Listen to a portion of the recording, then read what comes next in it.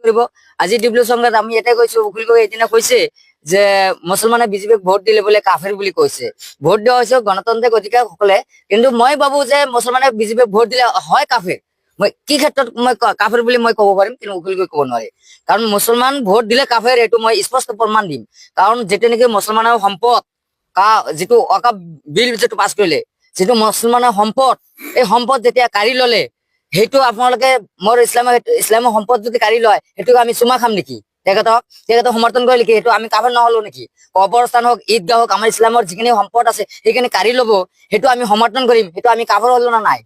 হয় না নহয় আমি সেইটো কাফেৰ সেই ক্ষেত্ৰত আমি কাফেৰ বুলি কোৱা হও কিন্তু ভোট দিয়া বুলি কাফেৰ বুলি নহয় ভোট গণতান্ত্ৰিক অধিকাৰ প্ৰতিজন নাগৰিক অধিকাৰ আছে দিব পাৰে গতিকে আঞ্জুমান বাইদেউৰ জয় জয় ময় ময় তেখেতে আচাৰ ব্যৱহাৰ নিশ্চয় দেখা পাইছে গতিকে মানুহ চাওক কিমান মানুহ গোট খাই আছে সকলো ঠাইতে আছে আমি এটা কথা বুজাইছো যে বিজেপি চিজেপি দেখি লাভ নাই কংগ্ৰেছ চাই লাভ নাই গতিকে কাটা হাতৰ কোনো কাম নাই কাৰণ ৰখিবলৈ কি কৰিছে কি নকৰে সেইটো সকলোৱে জানে গুণ্ডামানি ৰাজনীতি ডিব্লু ৰঞ্জনে সেইখিনি চলাইছে